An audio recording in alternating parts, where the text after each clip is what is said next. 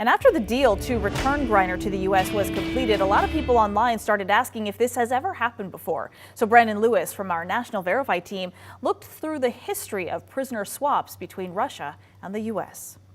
Moments ago, standing together with her wife Sherelle in the Oval Office, I spoke with Brittany Griner. She's safe, she's on a plane, she's on her way home. The United States announced WNBA star Brittany Griner is coming home after she spent months detained in a Russian prison. Griner was arrested in February on drug-related charges and later sentenced to 9 years in prison. In the exchange, the U.S. released convicted Russian arms dealer Victor Bout.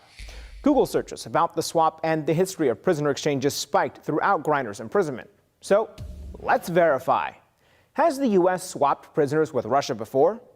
Our sources are the White House, the National Air and Space Museum, the FBI, and the book Spycraft Secrets and Espionage A to Z.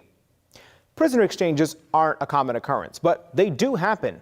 One of the first major prisoner exchanges was in 1962 between the U.S. and the then Soviet Union.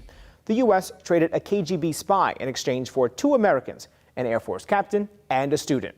The exchange was later dramatized in the Tom Hanks movie Bridge of Spies.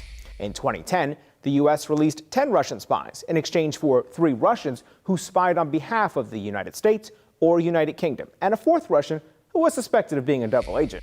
And more recently, in April, an American convicted of assaulting a Russian police officer was released in exchange for a Russian drug smuggler. So, yes, the U.S. has swapped prisoners with Russia before. The United States has also been negotiating the release of Paul Whelan, a former Marine imprisoned in Russia for spying, but no deal has been made. And while we have not yet succeeded in securing Paul's release, we are not giving up.